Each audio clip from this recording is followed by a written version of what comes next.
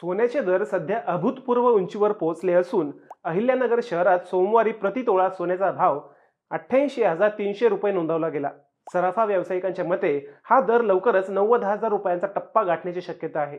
गेल्या 3-4 महिन्यात सोन्यात गुंतवणूक करणाऱ्यांना 8,000 ते 10,000 रुपयांपर्यंतचा परतावा मिळाला आहे, ज्यामुळे सोने हे केवळ दागिना नसून एक विश्वासार्ह गुंतवणूक पर्याय म्हणूनही पुढे येत आहे.